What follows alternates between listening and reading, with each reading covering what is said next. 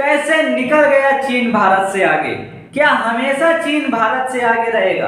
क्यों है वहाँ के लोग इतना ज्यादा develop? Hello friends, welcome to my YouTube channel digital Deepak 2.0।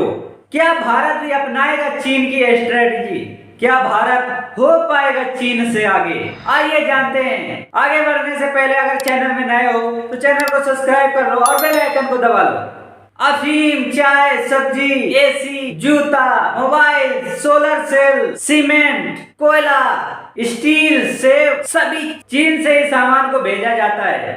चीन के डेवलप होने के पीछे उसकी सरकार और वहां के लोगों का बहुत ज्यादा योगदान है, लेकिन हमारे भारत में ऐसा बिल्कुल भी नहीं है, क्योंकि हमारे देश में लोग गवर्नमेंट जॉब के पीछे पड़े हुए हैं। हमारे देश की सरकार और गवर्नमेंट जॉब वालों ने तो देश को चौपट कर रखा है। हमारे देश में उद्यमियों का सम्मान नहीं किया जाता। जिस देश में उद्यमियों का सम्मान नहीं किया जाता वो देश हमेशा पीछे रह जाता है, क्योंकि बिजनेसमैन ही है जो हमारे देश को आगे बढ़ाते हैं। अमेरिका और चीन में सबसे ज्यादा उद्यमियों का सम्मान किया जाता है। बड़े बिजनेसमैन हैं वो अमेरिका में निकलते हैं और हमारे देश में ऐसा नहीं है। 5 से 7 साल के अंदर आपने ये चीज देखी होगी कि हमारे देश में उद्यमियों का सम्मान किया जाने लगा है। जब से मोदी जी आए हैं तब से उन्होंने सबसे ज्यादा फोकस बिजनेसमैनों पे किया है। बिजनेसमैनों पे फोकस करने का एक ही उद्देश्य है, अगर हमारे देश की अनएम्प्लॉयमेंट को दूर करना है, अपने देश की गरीबी को दूर करना है, तो हमें ज्यादा से ज्यादा बिजनेसमैन खड़े करने पड़ेंगे, ज्यादा से ज्यादा नए स्टार्टअप करने पड़ेंगे, क्योंकि कोई भी ऐसी सरकार नहीं है जो गवर्नमेंट जॉब दे पाए। जब सरकार को पता है कि गवर्नमेंट जॉब नहीं दे सकते तो हजारों करोड़ों नए स्टार्टअप होंगे, तो उसमें रोजगार भी निकलेंगे, लोग उसमें काम भी करेंगे और हमारे देश के अनएम्प्लॉयमेंट और गरीबी दूर हो जाएगी। चाइना ने इसी स्ट्रेटजी को अपनाया है। चाइना में गवर्नमेंट जॉब नहीं होती भी है तो बस नाम मात्र, बाकी सब प्राइवेट जॉब करते हैं। और हमारे देश से जनसंख्या ज्यादा होने के बावजूद भी आज चाइना इतना ज्यादा डेवलप है। 80% लोग वहां के गरीबी रेखा से ऊपर है। अगर हम चाइना की ग्लोबल आउटपुट वैल्यू देखते हैं तो 1990 में केवल 3% ही थी और वो 3% बढ़ के आज 40% हो गई है। इन 20 सालों में ऐसा क्या किया उसने कि इतना ज्यादा गरीब होने के बावजूद भी आज इतना ज्यादा डेवलप हो गया। उसने ये चीज देखी कि हमारे यहाँ पे पॉपुलेशन की कमी नहीं है, एम्प्लॉय की कमी नहीं है, बस कमी है तो एक चीज की, वो है काम। अब अगर काम उसको देना है या काम स्टार्ट करना है तो हमें अदर देशों की कंपनियों को अपने देश में लाना पड़ेगा। उसने वही चीज किया। चाइना ने बोला कि आपके प्रोडक्ट को आपके देश में बनने में जहाँ पे 1500 से 2000 रुपए का खर्चा आएगा, वहीं पे हम आपके प्रोडक्ट को केवल 200 रुपए में एक लेवल दे देंगे। और ये चीज दूसरे देशों को अच्छी भी लगी और उन्होंने बोला कि हम आपको अच्छा रोड देंगे, अच्छा ट्रांसपोर्ट सिस्टम देंगे, आपको किसी भी जाम में फंसने की जरूरत नहीं है, आपका माल टाइम टू टाइम आपके पास पहुंच जाएगा और हमारे पास आ भी जाएगा। अमेरिका में अगर कोई प्रोडक्ट बनता है तो वहां के लेबर का जो खर्चा है वो 2000 रुपए आता है और चाइना में केवल 200 रुपए। अब अमेरिका वालों ने क्या सोचा कि अगर हम अपने देश में प्रोडक्ट को बनाते हैं तो हमारा प्रोडक्ट हो जाएगा महंगा, और वहीं पे अगर हम चाइना में बनाते हैं तो हमारा एक लेबर के कॉस्ट में 10 लेबर मिल जाएगी। वहां की सरकार ने लोगों को एजुकेट किया, जैसे हमारे यहाँ पे स्किल इंडिया कोर्स आया था वैसे ही उन्होंने वहां पे कोर्स चालू किया कि ये 3 महीने का कोर्स है, ये 2 महीने का कोर्स है, ये 1 महीना का कोर्स है, बिल्कुल फ्री है। और उस कोर्स को करने के बाद आप पे इस क्षेत्र में 20 लाख वैकेंसी निकलनी है, इस क्षेत्र में 40 लाख वैकेंसी निकलनी है, इस क्षेत्र में 1 करोड़ वैकेंसी निकलनी है। ऐसे करते करते आज के टाइम में वहां के सभी एम्प्लॉय जो हैं वो इतना ज्यादा डेवलप है। हमारे देश का एम्प्लॉय 1 घंटे में 10 मोबाइल बना पाएगा और वहां का एम्प्लॉय जो है वो 1 घंटे में 50 मोबाइल बना के छोड़ देता है। हमारे यहाँ पे स्किल डेवलपमेंट पे काम नहीं हो रहा। और आपने देखा होगा मोदी जी के आने के बाद स्किल डेवलपमेंट में भी काम चालू है। स्किल इंडिया में बहुत सारे ऐसे कोर्स आए जिन्होंने किया और आज के टाइम में वो सभी काम कर रहे हैं।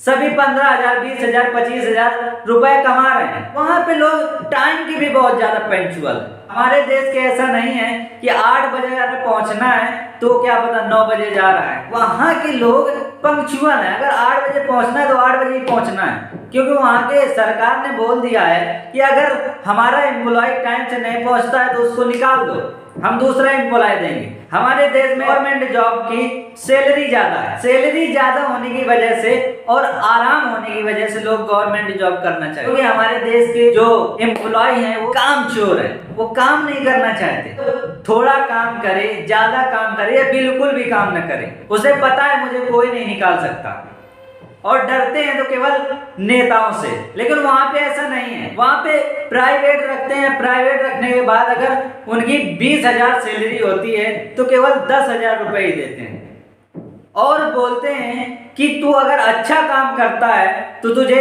अलग से इंसेंटिव दिया जाएगा। अपने देश में भी देखा होगा प्राइवेट जितनी भी जॉबें हैं वहां पे भी 15,000, 20,000 रुपए सैलरी देते हैं। उसके बाद बोलते हैं अगर आप अच्छा काम करते हो तो आपको इंसेंटिव दिया जाएगा।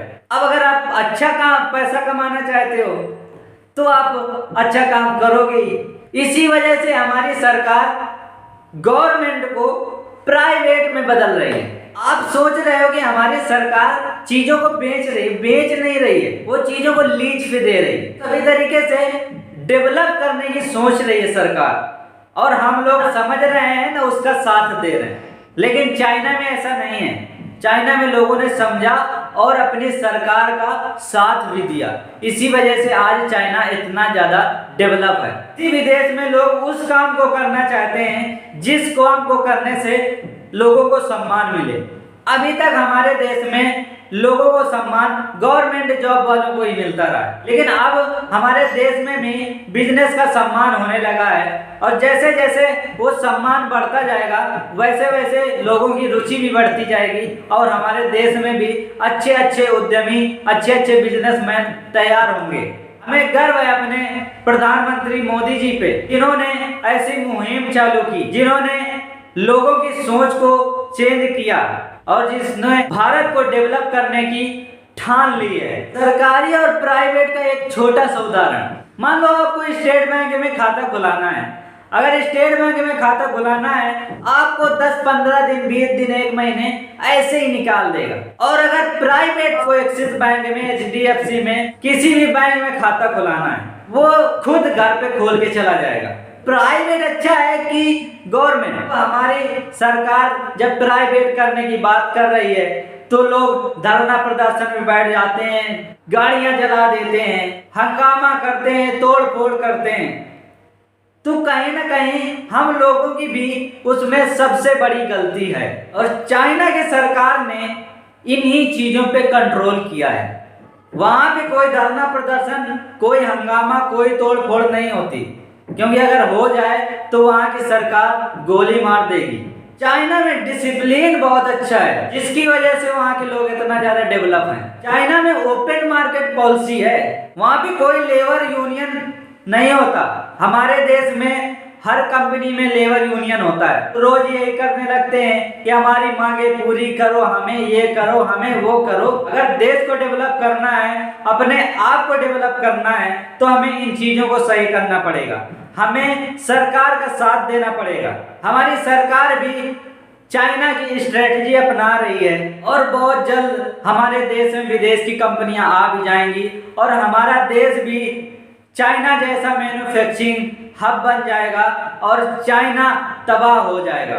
आप लोग ये भी सोचते हो कि चाइना केवल सस्ते प्रोडक्ट ही बनाती है, ऐसा नहीं है। 60% मोस्ट ब्रांडेड लग्जरी प्रोडक्ट भी हमारा चाइना असेंबल करता है। बिल्कुल चीप प्रोडक्ट हमारे देश में ही आते हैं, लेकिन अमेरिका जैसे देशों में चीप प्रोडक्ट नहीं जाते, वहां पे अच्छे लग्जरी ब्रांडेड प्रोडक्ट जाते हैं। चाइना आज इतना ज्यादा डेवलप हो गया है, चाइना के लोगों को इतनी अच्छी एजुकेशन मिल चुकी है कि वहां के लोग अदर देशों की कंपनियों के प्रोडक्ट को बहुत आसानी से कॉपी कर लेते हैं। कोई भी नया प्रोडक्ट अगर आप वहाँ पे जाते हो, आप बोलते हो ये चीज़ बन जाएगी, कोई भी वहाँ पे जो भी खड़ा है, हाँ मैं भी बना दूंगा, मैं भी बना दूंगा, मैं भी बना दूंगा, वहाँ पे क्या देखते हैं, वहाँ पे वो सारी चीज़ों को खोल खोल देखते हैं कि क्या क्या पड़ा है, कैसे कैसे पड़ा है, और अपना नया प्रोडक्ट निकाल देते हैं। तो उनको कोई भी रिसर्च करने की, कोई भी टेक्नोलॉजी की, कोई भी एक्स्ट्रा खर्चा की जरूरत नहीं पड़ती, और वो दूसरे के प्रोडक्ट से अपना प्रोडक्ट बना देते हैं और ज़्यादा क्वांटिटी में बना के दूसरे देश में बस डाल देते हैं। तभी अच्छे से अच्छा मोबाइल 10, 15, 20 हजार में मिल जाता है। 80% एसी हमारा चाइना में बनता है, 70% मोबाइल हमारा चाइना में बनता है, 60% जूता हमारा चाइना में बनता है, 74% सोलर सेल हमारा चाइना में बनता है, 60% सीमेंट हमारी चाइना ही प्रोड्यूस करती है, 50% कोयला का प्रोडक्शन भी चाइना में होता है, 50% स्टील भी हमारा चाइना से ही आता है, 50% सेब भी हमारा चाइना से ही आता है, यहाँ तक कि 90% जो अमेरिका झंडा है वो भी चाइना ही बनाता है। तो सब कुछ तो चाइना बनाता है। इतना ज्यादा मैन्युफैक्चरिंग, इतना ज्यादा प्रोडक्शन होने की वजह से आज चाइना इतनी जल्दी डेवलप हो पाया है। अगर हमें भारत को भी जल्दी डेवलप करना है तो ज़्यादा से ज़्यादा मैन्युफैक्चरिंग करने की ज़रूरत है। अदर देशों की ज़्यादा से ज़्यादा कंपनी अपने देश में लाने की ज़रूरत है, और हमें अपने सरकार का साथ देने की ज़रूरत है। अगर आप हम सब मिलके अपने सरकार का साथ देते हैं तो बहुत जल्द हम और हमारा देश डेवलप हो पाएगा।